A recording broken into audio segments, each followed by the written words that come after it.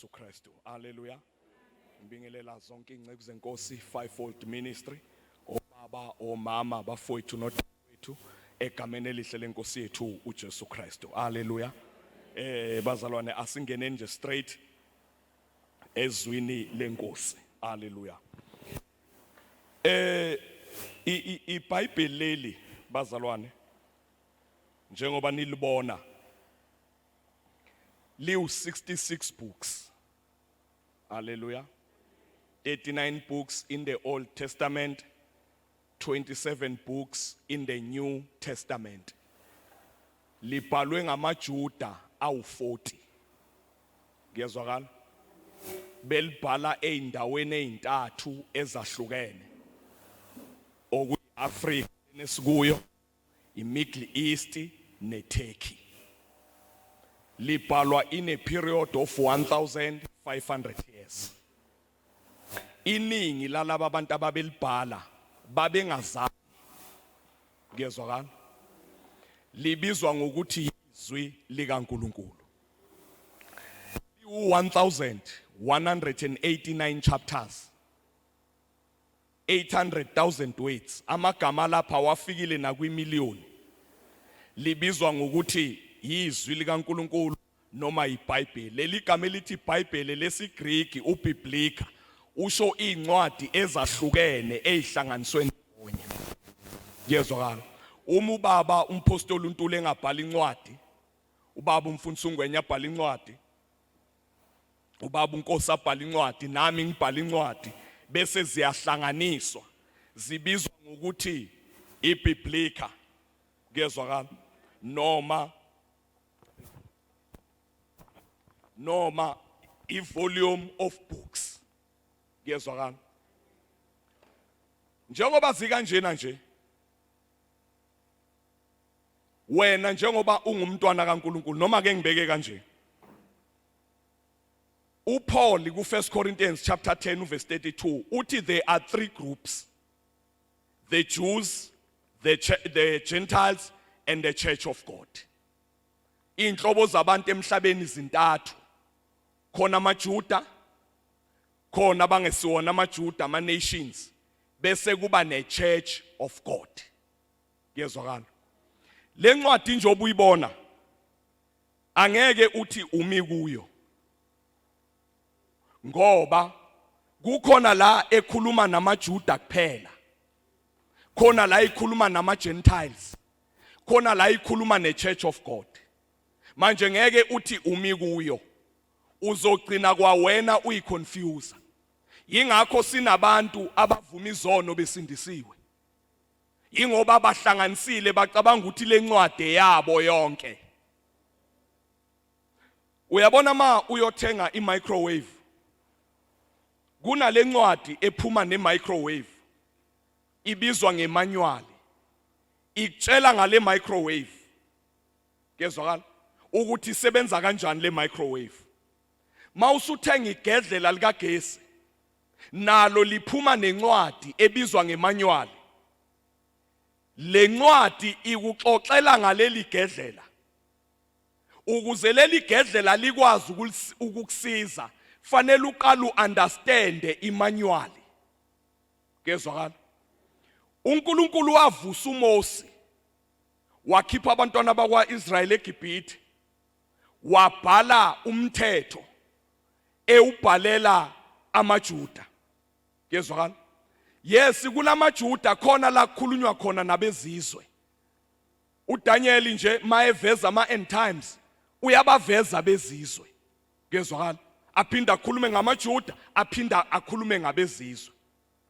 uPaul kuphela uNkulunkulu amnika irevelation yebandla. Ngezwakala? Naye uPaul irevelation yebandla wayilanda ezulwini. uMose wanyuka intaba, uNkulunkulu wamvulela izulu. uMose wabona ukuthi izulu ithabanakela lasezulwini limi kanjani, wayese eyolakha ebuka lela lasezulwini. uPaul yena akakhuphukanga intaba, wangena personal kwelesithathu.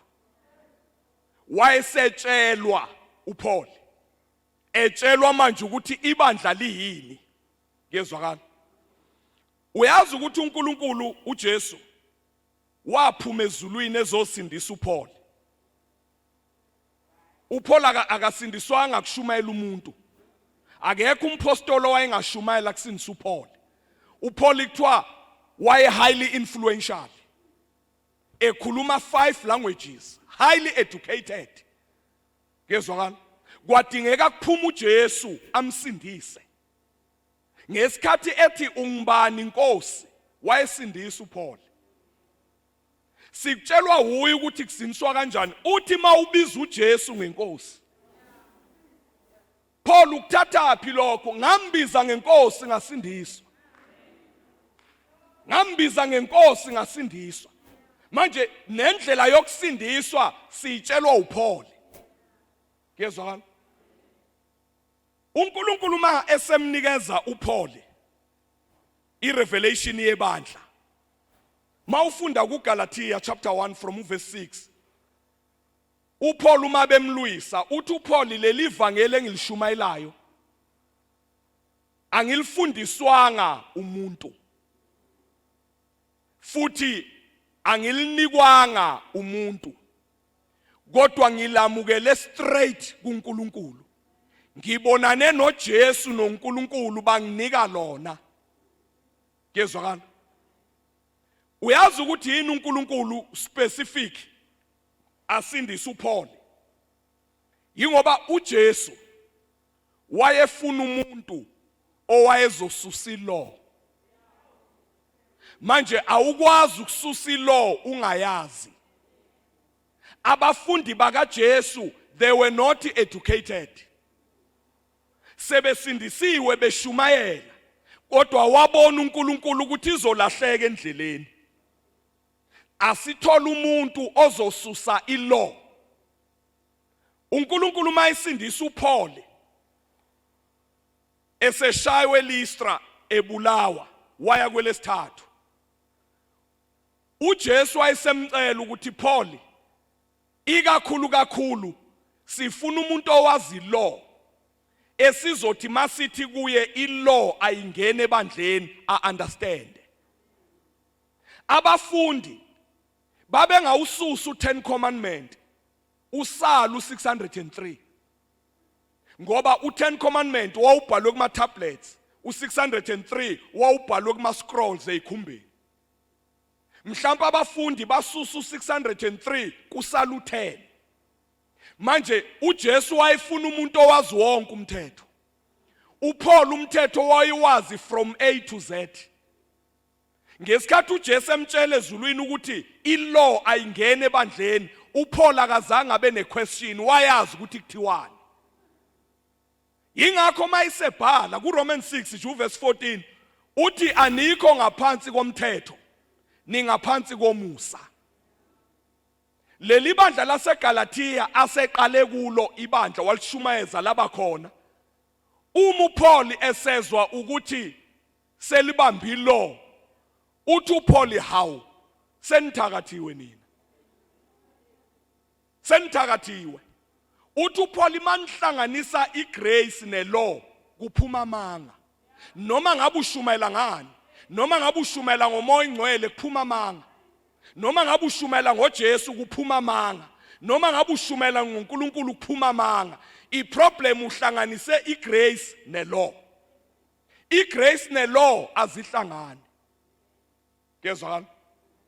Lento yokuvunywa kwezono yokucela ukuhlambululwa izalwa ukuthi kuhlanganiswe igrace nelaw. Ngoba leli gama elithi ukusindiswa lisho ukuthethelelwa. Mawuthi wena usindisiwe usho ukuthi uthethelelwa. Uma kusenesono esidinga ukuvunywa kusho ukuthi asikathethelelwa, kusho ukuthi awukasindiswa. Ngezwakala. Nima usindiswa lento uyibona lapho ukuthi yini mangisindiswa ngivuma uJesu. Bese emva kaJesu sengavuma izono. Akuhlangani. Uma usuyi-understand insindiso akuyikhandi sense. Izono beyifanele ivunywe lo muntu osindiswayo. Angithi usuke ezonweni. Uya phela zibale ndoda, zibala. Uwobuzenza uyazi, bala. cha kuthiwa nje mayethi Jesu ngiyavuma ukuthi uyinkosi kuthi uyasindiswa. Kezwakala manje akuyikhandi isense ukuthi mayisesindisiwe bese kuthiwa akaphile ngokuvuma izono, akaphile ngokuvuma izono. Iproblem kuhlanganiswe ilaw negrace. Lalelanike lo 14 books from the book of Romans to the book of Hebrews yimanual yebandla. Kezwakala yimanual yebandla. Wena uyilokhu u14 books of Paul athi uyikho. Lo 14 books of Paul umi ngemlenze embili. Ake siufunde 2 Corinthians chapter 5. Sibukele emlenze embili u14 books of Paul omi ngawo. 2 Corinthians chapter 5 verse 17. Umlenze oqala lo. Uthi therefore if any man be in Christ, he is a brand new creature. Yes, he is a brand new creature. All the things are passed away, and behold, all things are become new. Leli verse uma singal understand alingene engqondweni yethu kungahamba nezifo. Kuyezwakala wena uyisidalwa esisha and wena you are in Christ. kuJesu wangena the day wamkela uJesu, wathathwa wafakwa kuJesu, wena uphila kuJesu. Kuyezwakala niyabona le piece of paper ngiyifaka la eBhayibhelini. Le piece of paper is in the Bible. Kuyezwakala mangithatha leli Bible ngilibeke pulpit, the piece of paper is in pulpit. Uma ngilithatha leli Bible ngilibeka on the floor, the piece of paper is on the floor. Uma ngilithatha leli Bible ngiliphakamisa, the piece of paper is in the air. Iposition yephepha ideterminwa iBhayibheli. Akudingi ngiphakamisa iphepha ngiphakamisa iBhayibheli bese kuphakama nephepha. Yingakho uPaul ethi ngesikhathi uJesu efa safa naye, ngesikhathi evuka savuka naye, ngesikhathi ekhuphuka sakhuphuka naye, ngesikhathi ehlala sahlala naye. Kezwakala lento bazalwane mayingangena engqondweni yethu, we will be living a victorious life. Wena ukuJesu, you are in Christ Jesus. Uyazi rapture izobe yenzani? Izobe ikhipha nje kuJesu ikubeka nje la eceleni.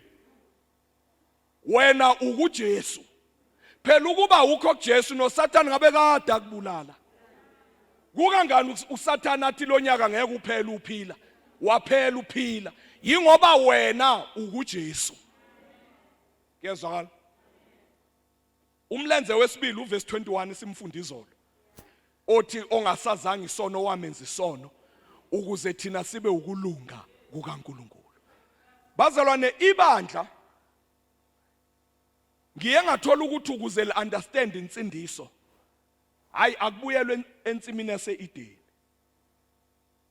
ngoba no Paul uthi uJesu ulast Adam.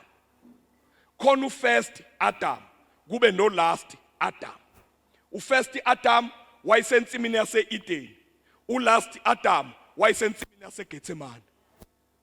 Ufirst Adam wayenomakoti, ulast Adam unomakoti. Ufirst Adam makoti wakhe uEva, ulast Adam umakoti wakhe ibandla. Kezwakala labo Adamu badetermine inguna phakade lakho. Kezwakala niyazi ukuthi uNkulunkulu ngesikhathi edala uEva wamkhipha kuAdamu, wamkhipha kuAdamu.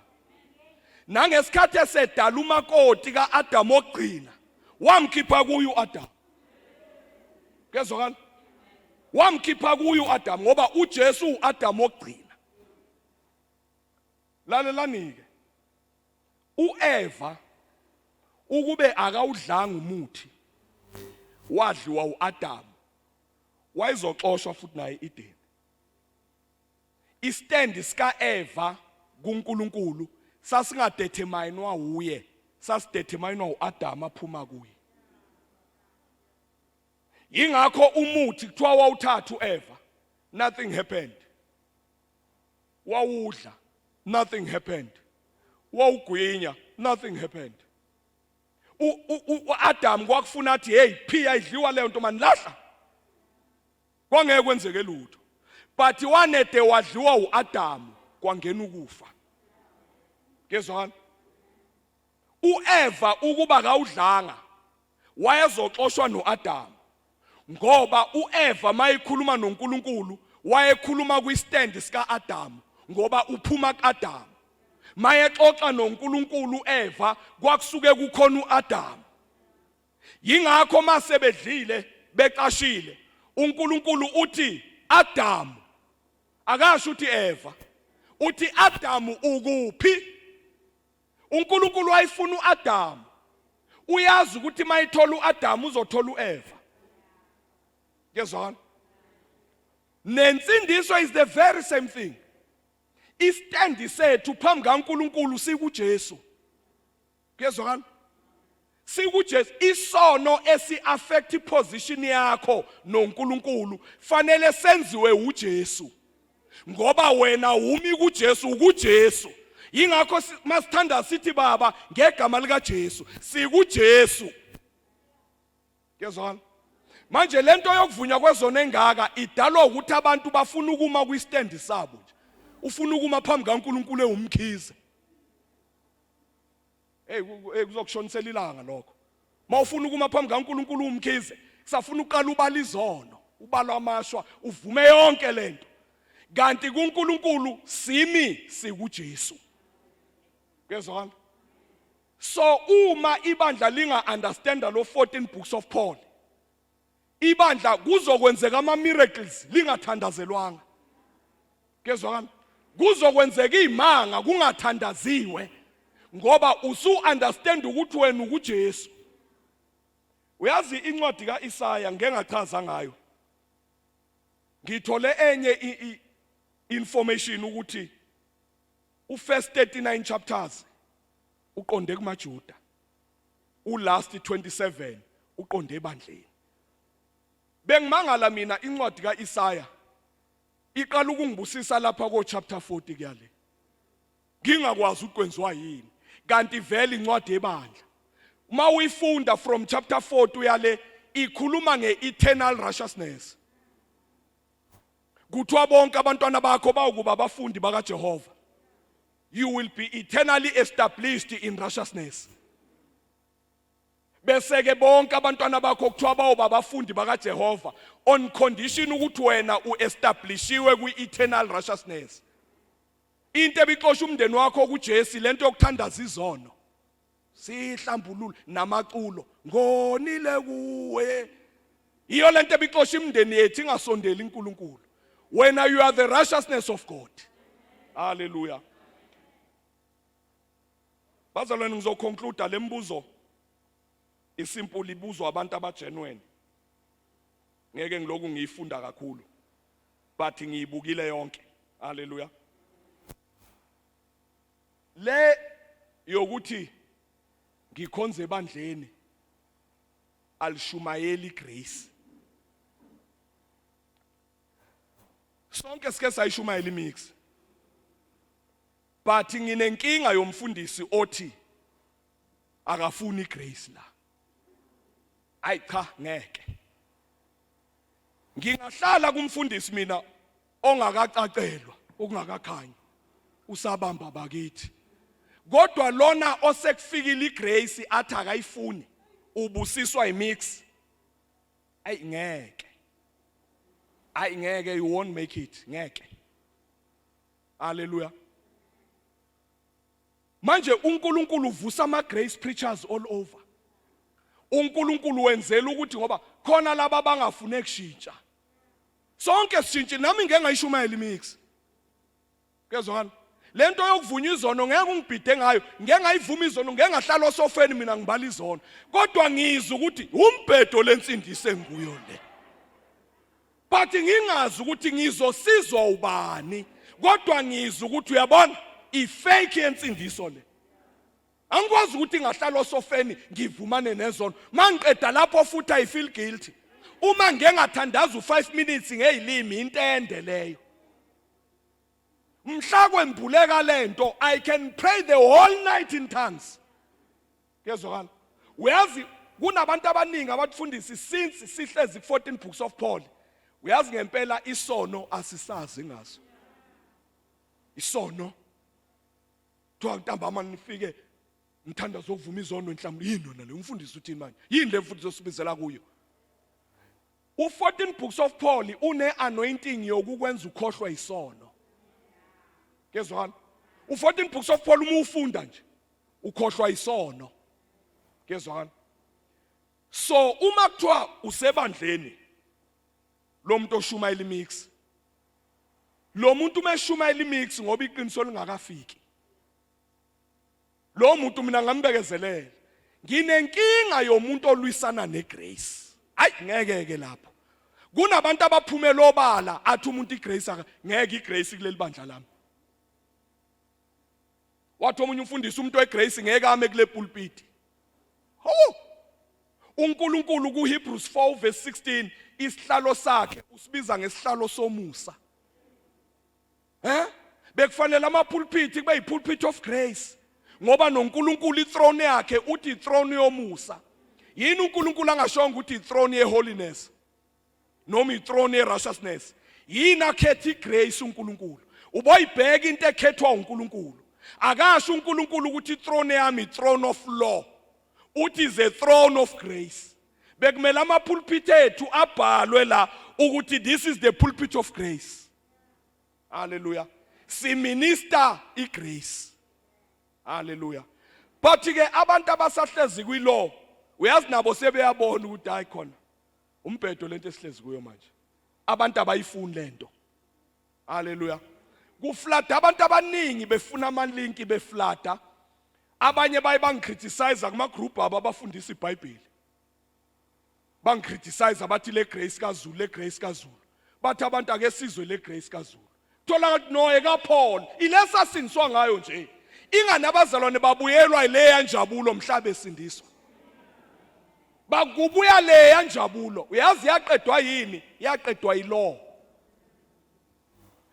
The day kuthiwa wena ubovuma izono umuonile yaphela lapho lo njabulo. But wa blame uSathane. Wathi amadimoni ayakufuna. Njengoba ungena joy nje ithathwa amadimoni. Lutho yaqedwa kushunyayelwa. Hallelujah. So bazalwane, ivangeli elisindisayo yivangeli lomusa. Hallelujah. Lokhu kwe deliverance. I-deliverance bazalwane, ubonile lapha sifunda ku-Revelation about the 7 anointings.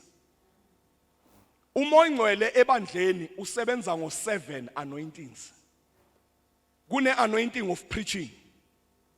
Kezwakala? Anginawo amavesi awo la in details, ngoba ngiphendula umbuzo. Kune anointing of preaching. uPetro kuthiwa wathi eshumayela kuthiwa abantu ababemlalele behlelwa umoya Ngcwele. I-anointing leyo of preaching. Kube ne-anointing of teaching. Uyakhumbula ukuthi uJesu kwakuthiwa babethi abantu ayi cha ayi unalo ugcobo lokufundisa. Umuntu one-anointing of teaching uthatha ivesi enilijwayela veza into ebengayiboni ukuthi awulento ibicashephi. I-anointing of teaching. Hallelujah. Kube ne-anointing of worship. I-anointing of worship umuntu angathatha ichorus elidala. Khona ichorus lelalithi every day with Jesus is sweeter than the day before. Alisacula lelo chorus. Sathi sise eGoli kuBaba uNtuli lahlatshelelwa yenye intombazana. Ngahlengezela inyembezi ngaphuma inyembezi. Ngathi mina nakho ngizophoqa umkami eGoli ngaleli chorus. Leli chorus phela lisakhalisa umuntu. Nanti ichorus lingiguduza. liculwa intombazane ne-anointing of worship. Kuyezwakala? I-worship ak-entertainwa, kukhonza uNkulunkulu. Kuyezwakala? Umuntu one-anointing of worship uthatha unumber 18 ecilongweni uthando likaBaba. Athi umelihlabelela uthi manje yini eshintshile kuleli culo. Ngoba leli culo siyalazi nje, kodwa mali lidwa ulosisi yini sizwe ngathi kusuka umthwalo nje. Yi-anointing. Hallelujah. Bese kuba khona i-anointing of deliverance. Ile anointing eyayikhipha uPetro emajele. Uyakhumbula uPetro kuthiwa ngakusasa wayizonqunywa. Wafakwa kuyi-inner cell. Kwavalwa. Kuthiwa kwafika ingilosi izomkhipha. Kuthiwa ingilosi yazi yamvusa ngempama. Elele. Awungitshela ngakusasa uzonqunywa, uyalala. Wena nje engakuthola ubhekile. Sasa uzofa. Khona into eyaziwa abapostoli thina singayazi. Wena ngeke ulale nje kuthiwa kusasa uzovalela ugesi. Ingilosi wena engakuthola uthi khurabasanta urabasatha urabasha. uPetri imtholilele kodwa kusasa uzonqunywa ikhanda. Yiyo lena i-anointing ye-worship eyenza oPaul noSila kuvuleka iminyango yamajele. Ngezwakala? Le anointing iyasebenza. I-problem ebibambela ama-anointings ukuthi besifaka i-law. Ngezwakala? Besifaka i-law. Ubone ngathi udinga i-deliverance. When you have been delivered. And le anointing iyaflowa makushunyayelwa igrace. Ngezwakala? Iyaflowa makushunyayelwa igrace. Uyazi ungangena kwi-accident uphuma ungenamyo uphuma uyiphila imoto iphela ibe yiqashana ibe lapha. Yi-anointing of deliverance. Le anointing makushunyayelwa igrace iyayiflowela. Ngezwakala? Iyayiflowela le anointing. Bese kuba ne-anointing ye-healing. Ngezwakala? Thina siyibandla bengafuneki siyofuna i-healing ngaphandle. Bekufuneka kufika abantu bangaphandle bezofuna i-healing endlini kaNkulunkulu. Yi-anointing le ye-healing. Ngezwakala? And njengoba abazalwane sebamkela igrace, njengoba abazalwane sebejabulela igrace, njengoba sekwanda ama-grace preachers, kunabazalwane abazophila behlezi nje belalela izwi legrace lishunyayelwa aphile. uKenneth Hagin cishe bazomazi abaningi wase-America wayeshumayela. Kuthiwa kwakunobaba owaye-obesity emkhulu egula emkhulu. Kuthiwa washumayela uHagin. Wayiba ney'nkonzo uHagin kushunyayelwe u3 hours. Ama-speakers awu3 kwi-session eyodwa. Bese kubreakwa u30 minutes. Uthi umoya ongcwele wamambulela ukuthi into egulisa abazalwane abanaso isikhathi sezwi. Ngezwakala? Kushunyayelwe 3 hours kubreakwe 30 minutes kubuywe kushunyayelwe. Lo baba emkhulu. Kuthiwa kwathi maseqediwe sekuvalwa inkonzo kuthiwa ke bazalwane sesobonana emva kwe-hour. Kuthiwa wathi uyasukuma kwawo ibhlukwe ne-anda. Kuthiwa waphuma ibhlukwe libamba nje. Waluza iweight ehleze engaboni kushunyayelwa kukhulunywa umusa. Ngezwakala? Njengoba igrace isingenile abantu beyamkela, abantu bazophila ehlezi umuntu elalela igrace aphile. Athi umuntu konje le headache iyaphela nini? Konje le migraine headache nakho ingasangihluphi. Ukhumbula ukuthi hayi man ngangihlezi kushunyayelwa nje imessage yegrace. Hallelujah. Bese kuba ne-anointing of prosperity.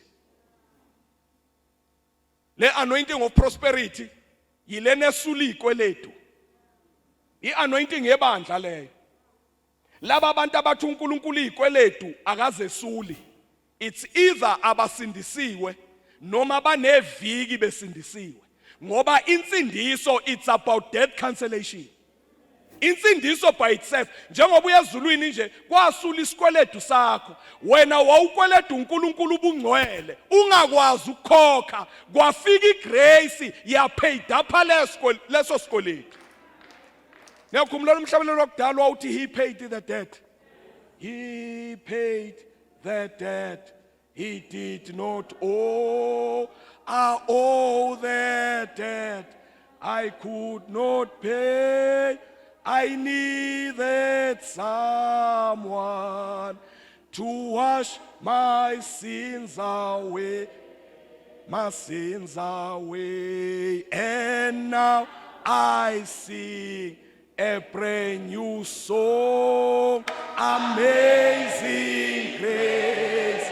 Oh, oh, oh, that Jesus paid the debt that I could never pay. Leli culo lizobuya kufashion ngoba sisazolanda amatayitele ezindlu zingaphelile. I-grace is paid aphela. Hallelujah. So fika sihlabelela lona. He paid the debt. He did not owe. I owe the debt. I could not pay. I needed someone to wash my sins away. My sins away. And now I sing a brand new song, amazing grace. Oh, oh, oh, that Jesus paid the debt that I could never pay.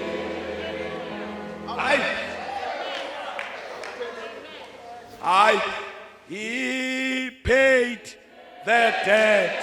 He did not owe. I owe the debt. I could not pay. I needed someone to wash my sins away. My sins away. And now I sing a brand new song, amazing grace. Oh, oh, oh, that Jesus paid the debt that I could never pay. He has the power, he has the power to deliver me. He has the power to deliver you. He has the power to wash my sins away. My sins away. And now I sing a brand new song, amazing grace. Oh, oh, oh, that Jesus paid the debt that I could never pay. Hallelujah. I-anointing yasebandleni le. Hallelujah. Njengoba besihlabelela kanjena nje, le anointing ibingenelela kuma financial debts akho. Hallelujah. Ibingenelela. uNkulunkulu consent. Hallelujah. uNkulunkulu consent nangethendo iApplyele. uConsent nangebhasaro ifunela umzukulu. Ngoba unayo le anointing. Hallelujah. Ibiloku ingasebenzi phela ngoba besiloku sithandaza izono. Sifuna ukuyibhadalela. Hallelujah. I guess siya Proverbs. I guess siya Proverbs. I guess siya Proverbs 13.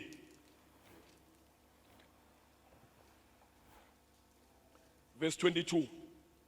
A good man leaveth an inheritance to his children. Elezulu lithi olungileyo. When you are a good man, you are a good woman, you are a good girl, you are a good boy. Kuthiwa umuntu olungile, umuntu osindisiwe, mayefa kusala ifa lakhe elingeke liqedwe ezingane zakhe eliyoze lidlulele kubazukulu. Uyabona kwakeze ukufa. Usunayo imali engadliwa zingane zakhe ingapheli iye kubazukulu. Mina ngingabi nayo. Ingakho asikaka indawo. Haleluya. Kuthiwa olungileyo ushiyela abantwana babantwana bakhe ifa. Yizwa kulayini olandelayo. And the wealth of the sinner is laid up for the just. Ingcebo yabantu abangasindiswanga iprinciple ibekelwe abantu abasindisiwe. Ingcebo yabantu abangasindiswanga ibekelwe abasindisiwe. Kuyezwakala? Enye translation ithi amplified. Ithi money is eventually making its way into the hands of the righteous for whom it was made. Kuthiwa imali yona izama indlela yokuya kumuntu osindisiwe. Ngoba iyazi yona ukuthi iyadalelwa umuntu osindisiwe. Hayi sukanini madoda. Kuthiwa lento imali yayazi. Manje sekufanele yaziwe uwe. Kuyezwakala? Sekufanele yaziwe uwe ingathi mayifika ubaleke. Imali yenzelwe wena. Ithi amplified is making its way. Imali kuthiwa izama ukubaleka ezonini. Iye kumuntu osindisiwe. Ngoba yenzelwa yena. Mangaba uyifuna imali buyele ezonweni. Ngoba yenzelwa abantu abasindisiwe. Kuyezwakala? So kuthiwa yona ifuna indlela yokusuka ezonini. Ngoba isikhathela ukuhlala emathaveni. Ifuna ukusuka yona imali ize kubantu abasindisiwe. So you better get ready.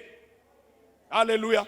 Njengoba usuwamkela igrace ihamba neprosperity. Hallelujah. Kunemali efuna ukusuka ezonini ize kuwe for the sake yokuthi wena usindisiwe. Hallelujah. Tana, I was made for God. And money was made for me. I run after God. And money runs after me. God is using me.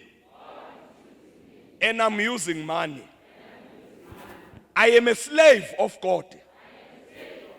And money is my slave.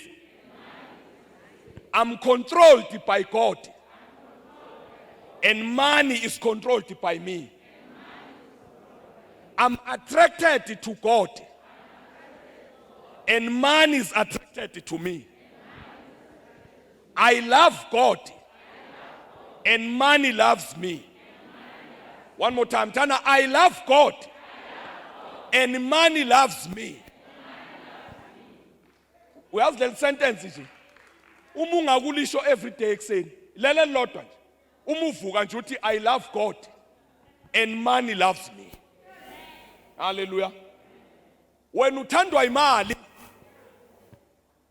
Hallelujah. Phuma kulezi intshumayelo ezithi imali impande yesono. Uthi uphola uthando lwayo. Wena uthandi yona, uthanda uNkulunkulu. Yona ke besithanda wena. Hallelujah. Yingakho nebalahlekele iza kuwe. Akuthoyizwa ngemali uvela lapho wena uthoyiza ngemali. Imali phela inagama lomuntu. Ekabani mase ngithole ngemali ekabani.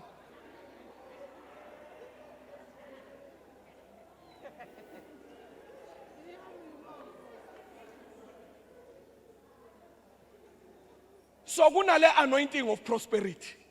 Hallelujah. So get ready njengoba usuwamkela igrace. Le anointing izokhansela ibond, izokhansela izikweletu. Kuyezwakala? Izokhansela ibill kagesi, izokhansela ama rates, izongenelela kukho konke ukuthi isikweletu, yangenelela kukho konke ukuthi sono kuwe, wena usena sono. Hallelujah. Right, get ready. Hallelujah. Yazi imibuzo eminingi sengiyikhavile la. Uthi lo munye njoba sikwi grace dingekile nisizile ukudla. Abapostoli uma ubabuka bezila ukudla Paul babenzela ukuba sensitive ukuzwa umoya ingcwele. Uyakhumula kuthiwa bazila khona umoya ingcwele wakhuluma wathi ngihlukaniseleni uPaul noBarnabas. Babenzela ukuba sensitive. Siye sakuzilisela indlela errong ukuthi ufuna sishintshe uNkulunkulu. Ngizilile ngifuna ukushintsha uNkulunkulu. No. Ma ufasta usuke wena wenza ukuba sensitive kumoya ingcwele. Kezwakala usuke nje uqondanisa kahle istage singahohozi. Ukwazi ukuzwa kahle umoya oyingcwele. Siye sakuzilisela indlela errong ukudla. Kodwa wafuna simshintshe uNkulunkulu. Funa simvimbe uNkulunkulu, uNkulunkulu ufuna ukubhubhisa izwe. Funa simvimbe. uNkulunkulu izwe ulithanda ukwedlula wena. Hallelujah. Okwethu thina ukuhambisa izwi lomusa ezweni. Hallelujah. Yeheni. Lokuthi ungasivulela yini? Branch Grace. Nanka ama pastors bashumayela umusa. Nanka ama pastors. Lama pastors ngobe lapha nje shumayela umusa. Hawu. Uyabona nje labazalwane abangibizela. Hawu ba minister Grace. Bebengeke bangibize. Ba minister Grace. Hallelujah. Futhi ingathi le conference ingahlala nje ngonyaka ibe khona. Ihlala ibe khona nje. Ibe khona nje. Ingabi sanqamuka. Hallelujah. Ingabi sanqamuka. Kukhulunywe nje ukuthi embombela sekuyaziwa ukuthi ngesikhathi esithile kune grace conference. Awungitshela mangabe iqala ngabantu abangaka. Iqala ngabantu abangaka. Izoba ncane le ndawo le. Hallelujah. So le team ebengibizile bami kwi grace. Hallelujah. Ingceku zenkosi lezi ziminister grace. Hallelujah. So I Grace Church ikhona la. Hallelujah. Uyazi the first person owanikelela amakliphu utsithi Homo lo bengimbuza izolo. Owala eNelspruit. Can you imagine? Umuntu oqala owasupporta lamakliphu owala eNelspruit. Sixoxa nomem ngithi kodwa siyobe sibekwa yini eNelspruit? Ukuyobona lo mzalwane. Kezwakala. Ubaba Alex wadlala amakliphu ami kwiligwa lagwala. Ngathi mina kodwa siyofika kanjani simbone. Kodwa nakho seNelspruit sesibabonile sekumnandi. Hallelujah. So lenti organizedwa uNkulunkulu. Hallelujah. So ama organizers umusa kaNkulunkulu awungenelele kubo. Hallelujah. Ihlala ibe khona le conference. Hallelujah. Lokho ukuthi uma umzalwane efa uyakuphi uya kwiparadise. Iparadise la ngaphansi komhlaba lisekho. uJesu ngesikhathi evuka abazalwane beOld Testament ake ngichaze kanje. uJesu engakafi izoni nabazalwane beOld Testament babefa beya ngaphansi komhlaba bonke. La ngaphansi komhlaba eHades yayihlukene kabili. Kwakune department oyayibizwa ngesifuba sika Abraham iparadise. Bese kuba khona ebizwa ngehell noma iGehenna isihoko. Babekwazi ukubonana. Niyakhumbula isicebi noLazaro. Babekwazi ukubonana. Yini abazalwane beOld mabefa babeya ngaphansi komhlaba? Yingoba babengenakho ukulunga okwakufunwa uNkulunkulu. uSathane waye aime ukuthi uma bengezange esihogweni still futhi abayanga ezulwini.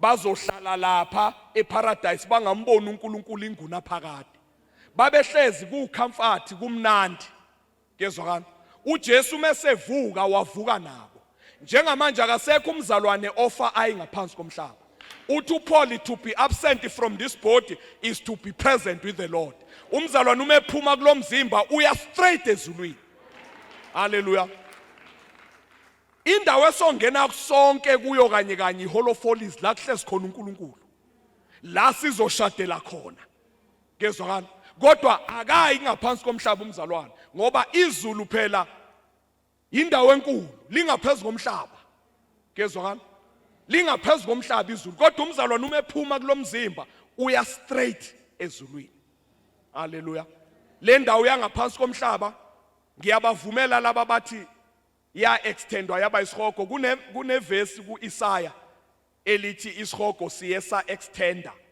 indawo yaso yes ngiyabavumela mabe quoteisha lelo vesi ukuthi leyo ndawo sekukhishwe labazalwane yavese nayo futhi yaba yihides kezwakala kungenzeka ise empty kungenzeka aba hides I'm not sure kodwa laba abasebenzisa leli vesi eliKisaya ukuthi ngithi Isaiah chapter 5 ukuthi isihogo siyesa extender basebenzisa lelo vesi ngeke ngiarguishe nabo haleluya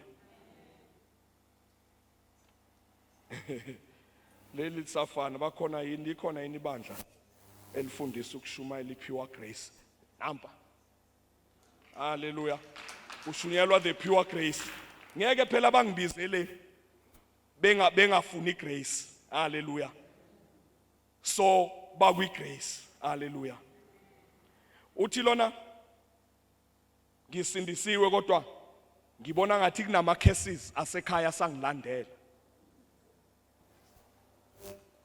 uyabona makungangena engqondweni ukuthi uyayi brand new person ngoba njoba ekulandela kula engqondweni kula nje engqondweni uma ungashintsha bese kungena ukuthi wena usuyi step son la kwaZulu izifo zakwaZulu azisakuthinti wena kezwala so kuleke ekutheni si understand fully ukuthi thina singabantwana bakaNkulunkulu wena efamilini yakini waphuma ngokufa uswafa wena wazalelwe efamilini yasezulwini we brand new person haleluya akuna case ekulandelayo haleluya thana I am delivered from curses I'm delivered from generational curses uyazi ukuthi into engqondweni ingena ngokuyisho makhona into ofuna irecord engqondweni fanele uyisho ngangimangala uyakhumbula sisafunda sub A sub B kunaleli chart lalibhalwa ama alphabet njalo ekseni A B C sishiso lona yayifakwa la ikhanda lento namhlanje uyawazi ama alphabet angitshela maningi kanjani 26 kodwa ungawasho within 26 seconds lento yangena engqondweni ingena ngokuyisho uma ungavuka nje ekseni uthi by his stripes I'm healed I love God money loves me every day lento ingene your life will change hallelujah your life will change so you are blessed you are prosperous hallelujah ngiqedile bazalwane la uthi how many years 7 years of tribulation in the Bible the real time iBhayibheli lisebenzisa u7 lisebenzisa iweek but is a week of 7 years iviki lino 7 days lapha kuDaniel kukhulunywa ngamaviki but amaviki eminyaka kezwakala amaviki eminyaka so lo 7 years osele mawufunda uDaniel chapter 9 from verse 24 kuya 27 ubizwa ngeviki kukhulunywa ngeviki but amaviki eminyaka akusiwona amaviki einsuku haleluya bazalwana ngithandazeke nginibusise haleluya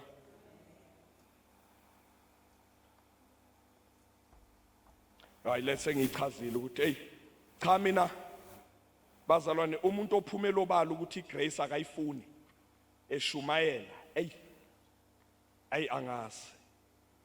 Ayi angazi impela. Right, for both of them. Hey. Khona obuza ukuthi umnikelo mayelana nomnikelo wabantu abashadile ukhishwa owodwa or for both.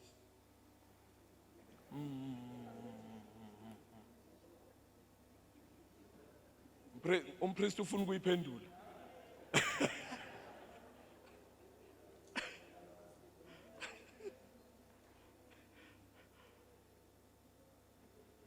Ifamily inikela kanjani? Mina sinomem nami ngiyayinikelela nomem uyayinikelela. Mayisepatshekile ethi akasenamali ngibuza ukuthi awusanikeli yini.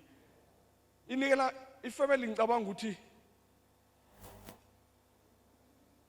kungaba yilento nje lethi peace kwi-family. Mina nje sinomem siyayinikelela nje.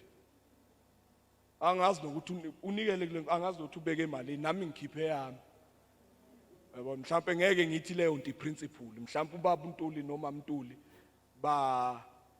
kuba joint uyabona. Ngicabanga ukuthi lokho nje okuzolethe ipeace. Lokho nje okuzoletha ipeace uyabona.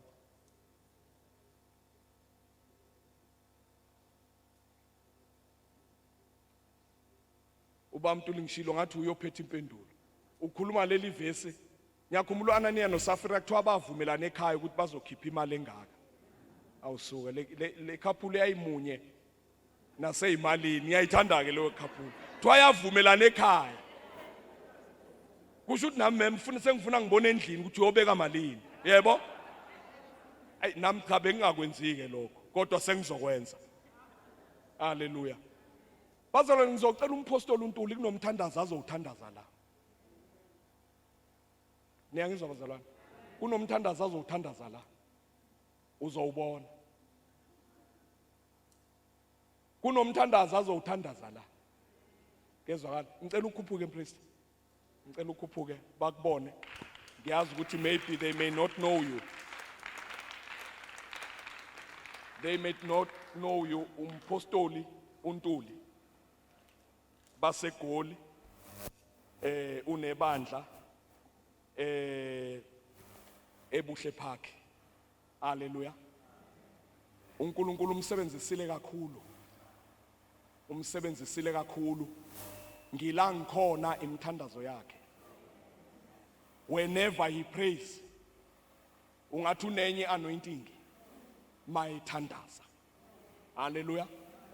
Mayithandaza ungathi unenye ianointing.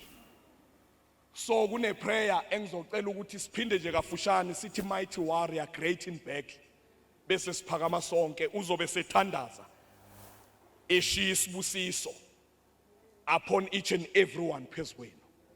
Hallelujah. Then from today your life will never be the same. Ngicela usiphindele lo bethi mighty warrior great in battle. Yes, bese siyaphakama.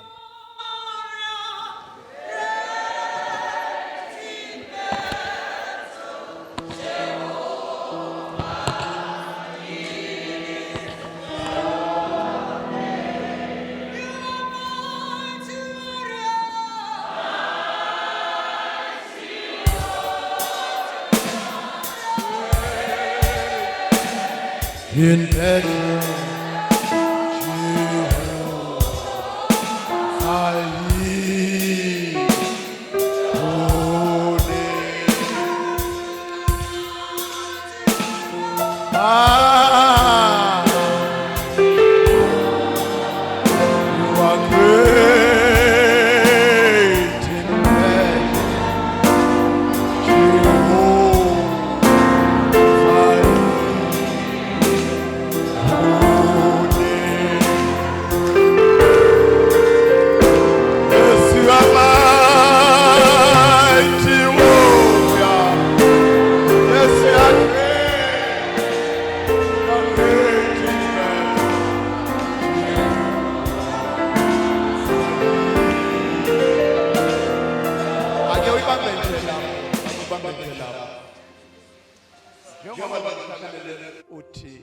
You are mighty warrior.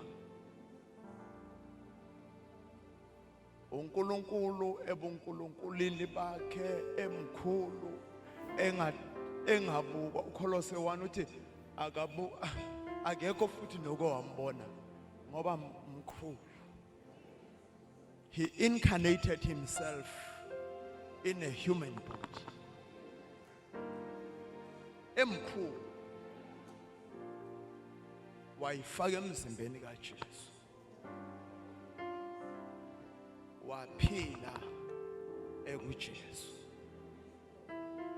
Uye futhi lo uNkulunkulu elithi iBhayibheli ngenkathi kufa uLazaro wabonakala ekhala. Uye lo owabonakala omile enguNkulunkulu. John 1 verse 1 uthi, in the beginning was the Word, and the Word was with God, and the Word was. Maqhubeka lithi waba sebantwini abamazanga, kepha bonke labe bamazi baphiwa amandla wokuthiwa bangabantwana bakaNkulunkulu. uJohn umveza kahle uthi God is a spirit. Everyone that worship him, he must worship him in spirit and in truth.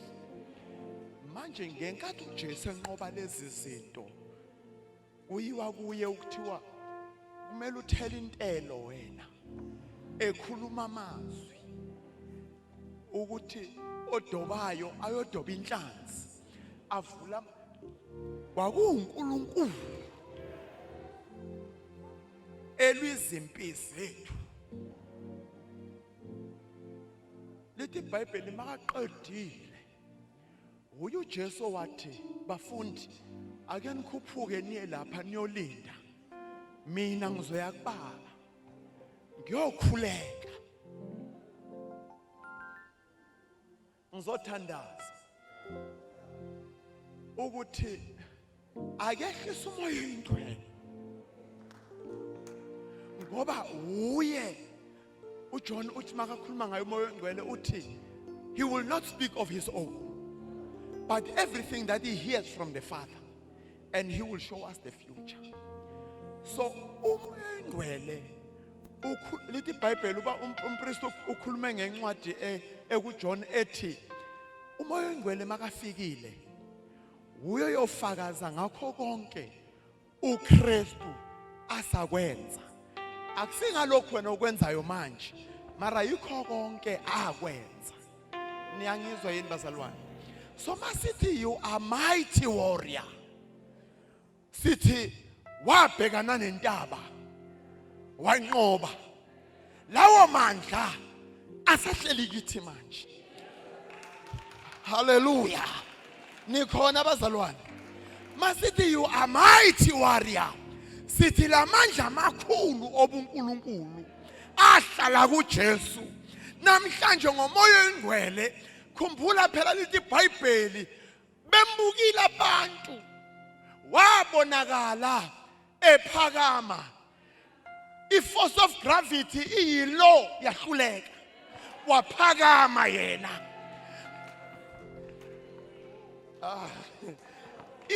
Wonke ama-authorities, the governance, the principalities could not hold him down.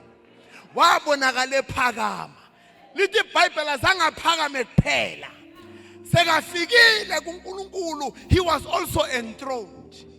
Kwathiwa amadolo onke emhlabeni, emzulwini nangaphansi komhlaba azokhothama. Manje masithi you are mighty warrior.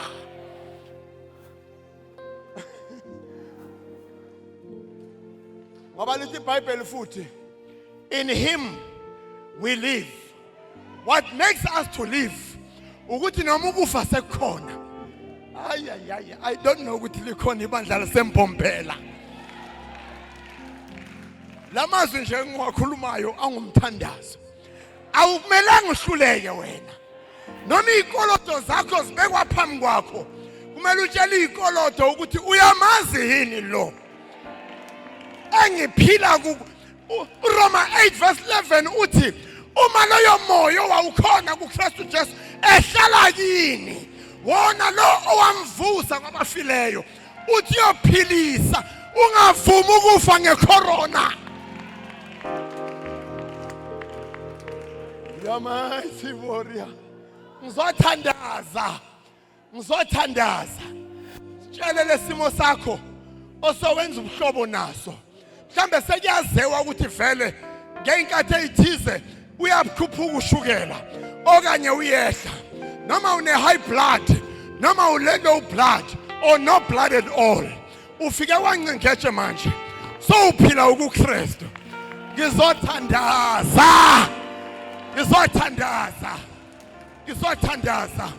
ake shaye kabili nje sithi mighty warrior kepha ngifuna ukusho kuwe ikwelete zakho sezisuliwe amacala akho asuliwe ilizolo lakho awusalazi hamba noNkulunkulu enza into entsha empilweni yakho uma umuntu ekuKristu Jesu uyisidalwa esisha bheka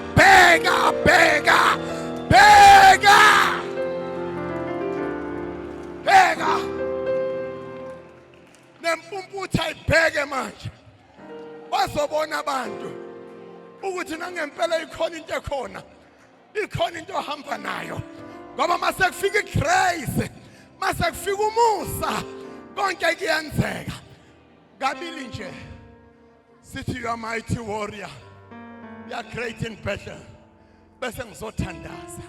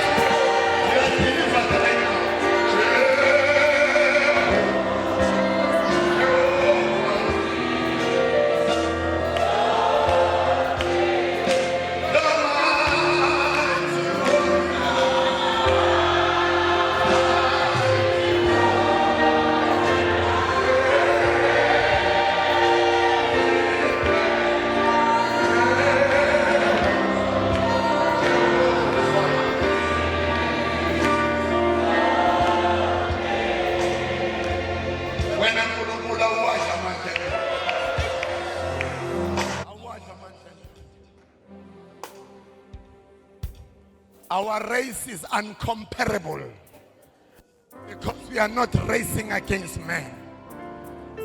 Our blessing outran the horses in the thickest. You said our head will swim to whatever direction that we look. It shall be blessing, blessing, blessing, blessing, blessing, blessing, blessing. For you have taken our shame. You have taken our shame. Ufile wena wafela mina. Nalo. Kuyakhuleka ke namhlanje. This day will be marked in our calendar that our life will never be the same again. Sikubonile uNkulunkulu uhlanzisa ababi just on our behalf. Sikubonile uNkulunkulu kugujwa igolide likujelwa thina just for our sake, because your business, it's about you to be in humanity. And for that reason, Lord, your kingdom will never lack. In the name of Jesus. Ngikhuluma isibusiso phezu kwawo wonke umuntu okhona la. You will outrun death because uJesu wafela wena. For that reason you owe not death. I say you shall live in plenty. For God blesses your hands. It doesn't matter what you do, but the power to possess wealth has been granted, has been given for you 2,000 years ago. Wake up, vuka ebuthongweni, and start using your authority. Every authority comes and attracts responsibility.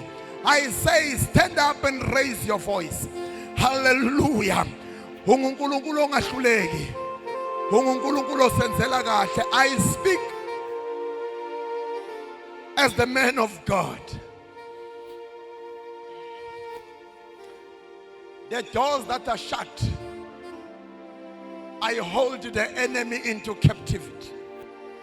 I arrest every voice that speaks against your progress. In the name of Jesus. To every pastor that is in this place, I say you shall see growth. For the scripture says, you are the branches. You shall possess fruits 30-fold, 60-fold, 100-fold. I speak multiplication upon your life in the name of Jesus. I say to all those who are experiencing lack, it ends under this voice as I speak. I arrest every angels of poverty. I arrest every orchestration from the kingdom of darkness. In the name of Jesus, I put it under my feet. I say, rise, child of God. For your days are brighter ahead of you.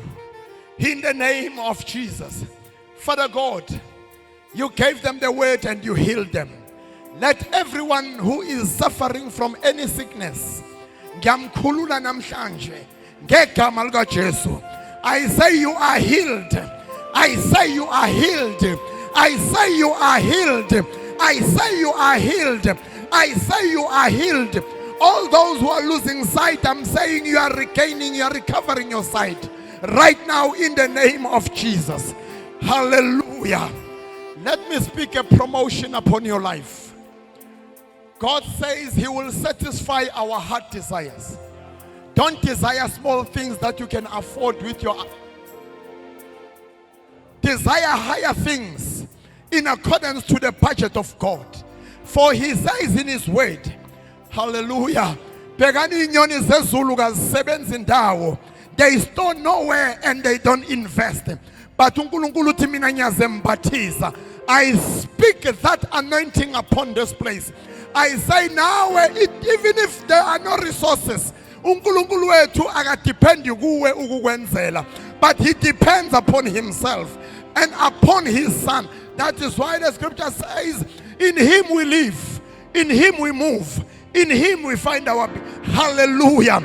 I speak a blessing upon you. You are empowered to prosper. In whatever direction that you face, you shall prosper. In the name of Jesus. Can you say this word? Say, I am always above. Say, I am rich. Say, I am the lender. Say, I am blessed. Say, I am empowered to prosper. For the Bible says, whatever you declare, it shall be established. Let it be established in your life in Jesus' name. Amen.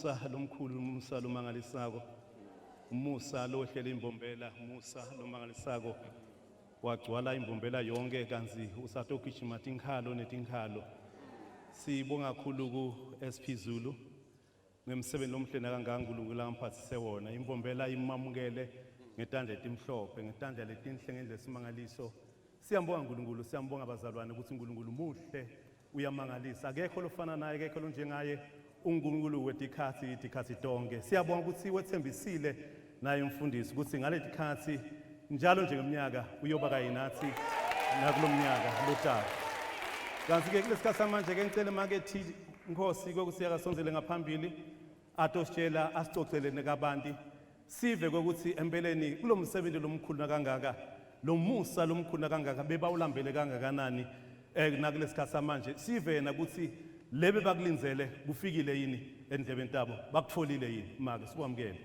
Siyabonga haleluya bazalwane siyambonga kakhulu uNkulunkulu nempela uNkulunkulu uyamangalisa musa wakhe athi umlungi umningi uyageleza haleluya bazalwane sukela siqala bazalwane sikulalela ama clip amfundisi kwaba khona lokulangatelela labanye bethu ngiyakhumbula besifisa lokuyofika eFryhead haleluya sisathi sisalungisa njalo kwaba khona umzalwane lofika kwathina hayi mana simbiteni umfundisi ngilasi khona bazalwane ukhombisa kona ukuthi somele lo musa ngakho siyabonga kakhulu Mbombela siyabonga kakhulu from all corners ase Mpumalanga nase Gauteng ukuthi nifike sitova lo musa longaka inkosi enibusise amen siyabonga kakhulu nguye makethi ngohankosi libakasikelela wonke lo msebenzi omhlena kangaka make ngwenyama ungasonzela make ngwenyama ngiyabona ngathi udlalela khashane ngathi ugijima ku number 5 le emuva khashane ungagijimeli khashane ungangisabi sonzela nje thutane sitokwadi ke kubele empeleni spiritual ngokamoya ngabe kukhona nikutfolile nikuzuzile siyabonga kukhona kakhulu lesikuzuzile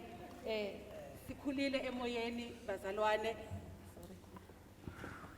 sikhulile kakhulu emoyeni live la uNkulunkulu lifikile la sigcwalisa lokho besikulangatelela lokho besikubukelele kwendekile etihlitweni tethu siyabonga kakhulu siyabonga kakhulu empeleni sivuselelekile konke kuhamba kahle kakhulu konke ku right kumnanzi ngendlela simangaliso akengicele la make ngwenya kusinayo sonzela ngaphambili empeleni naye atosho ukuthi empeleni kahle lebakutfolile labakuzuzile kuyosebenza yini phambili ngabe kutaba khona yini maboda la katafika abavimbe basibafundise cha lento nichamuka nayo kwangathi ayivakala I remember ngaleta khathi sacala kusindiswa empeleni saze sathandazela ngisho nema ID ukuthi angabi khona sicabanga ukuthi 666 sacabanga futhi nokuthi ke kuphema kusol ekhumbula mfundisi kahle kakhulu ukuthi sathandaza kwekuthi empeleni ke ma ID angabi khona sicabanga ukuthi 666 lebe kunithole namhla kuyosebenza kuphi niyokusebenzisa yini haleluya bazalwane lento lesithole namhla isikhululile especially sibafundisi kubhlungu bazalwane ukuthi ushumayele uhole mhlamba waNkulunkulu ube uholele enzaweni le wrong bantu babe basesontweni baboshiwe ayikho into lebhlungu njengekuthi umuntu angumzalwane lekhathi usindiswe bathi uNkulunkulu uyakuthanza nethi na ufika ungena sebathi uNkulunkulu ukwatele uphile kabhlungu uboshiwe ngumzalwane so le message iyakhulula babenkosi kakhulu siyambonga kakhulu uNkulunkulu siyambonga namfundisi Zulu kuletha imessage ye deliverance dikwelibandla laNkulunkulu nathi sidayiphusha isho lephambili baba siyabonga kakhulu mfundisi ke sengivala sengigcobha ke empeleni just a minute nje libe linye sengiyivala la ngina Philip lona wakamathebula labanye kakhulu bamkhumbula lapha ke ngabo 1991 who's good is nice ugundi lo